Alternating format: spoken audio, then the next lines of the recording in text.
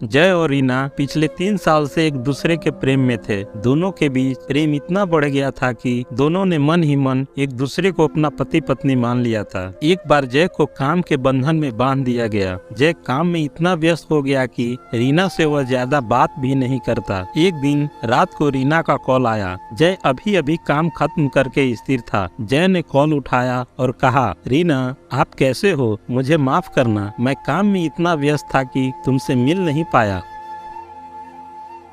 मैं आपको रोज बहुत याद करता हूँ। जय मैं भी बहुत याद करती हूँ। मैं तुमसे थोड़ी क्रोध भी हूँ यार। मैंने बहुत कॉल किया, मैसेज किया, लेकिन मुझे तुम कोई जवाब नहीं दिए। बहुत गुस्सा हूँ तुमसे। रीना ने उत्तर दिया, सॉरी यार, माफ कर दे यार, अब मान भी जा। ऐसा क्यों कर रही हो? जय ने कहा, नहीं जय, मैं आसानी से नहीं मानूंगी, यहाँ आकर मनाओ मुझे। यह कहकर रीना ने कॉल काट दिया। दूसरे दिन सुबह जय ने रीना की मनपसंद चॉकलेट और एक सॉरी कार्ड लिया। ये लेकर रीना के घर पहुंच गया। रीना की माँ को दोनों के बारे में सब पता था। जय ने रीना के घर के दरवाजे की घंटी बजाई। रीना के माँ ने दरवाजा खोला और जय से कहा, आओ जय बेटा, कैसे हो? कोई परेशानी नहीं है ना? मैं ठीक हूँ आंटी, रीना से मिलने आया हूँ, जय ने उत्तर दिया। रीना तो ऊपर सो रही है, कब से आवाज दे रही हूँ लेकिन उठने का नाम ही नहीं ले रही है। जाओ अब तुम ही उसको जगाओ, रीना की माँ ने कहा। फिर जय रीना के कमरे के पास गया और डोर बेल बजाया। रीना ने कहा, क्या हुआ माँ?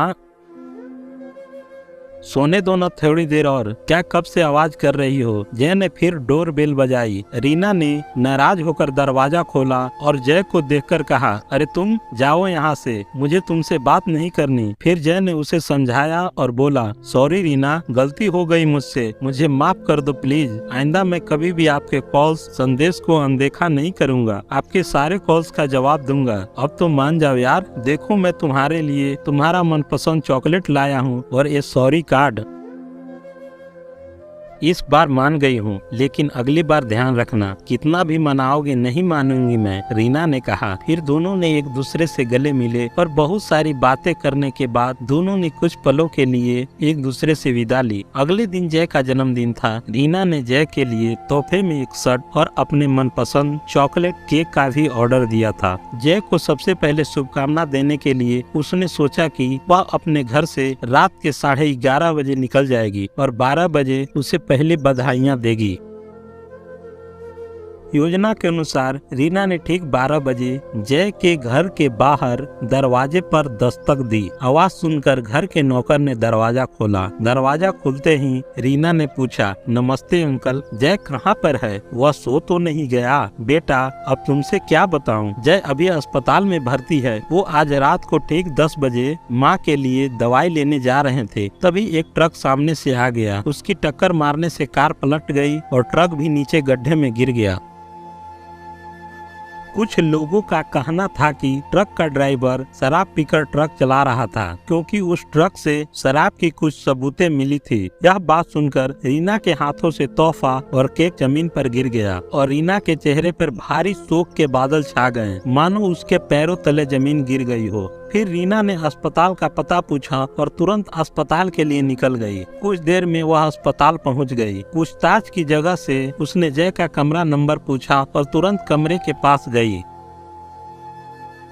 उसने कमरे के अंदर प्रवेश किया और देखा कि जय के माता पिता रो रहे हैं। रीना जय के पास जैसे ही गई, उसके आंख से भी आंसू की धारा बहने लगी। जय ने धीमी आवाज में कहा, रीना अपना ध्यान रखना और अपनी इस प्यारी सी आंखों में कभी भी आंसू नहीं आने देना। अगर तुम मेरी यह बात मानोगी तो मैं समझूंगा कि मुझे इस जन्मदिन का सबसे कीमती तोहफा मिला हो। अलविदा रीना। जय ने रीना का हाथ पकड़ा और अपना अंतिम सांस लेकर इस दुनिया से विदा ली।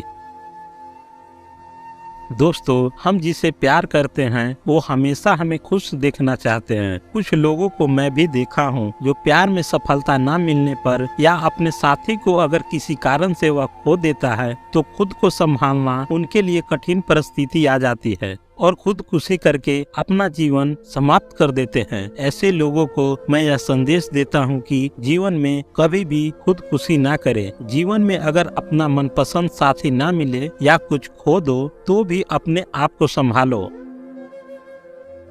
क्योंकि जिस व्यक्ति से आप सच्चा प्यार करते हैं वो व्यक्ति कभी नहीं चाहेगा कि आपको कुछ हो।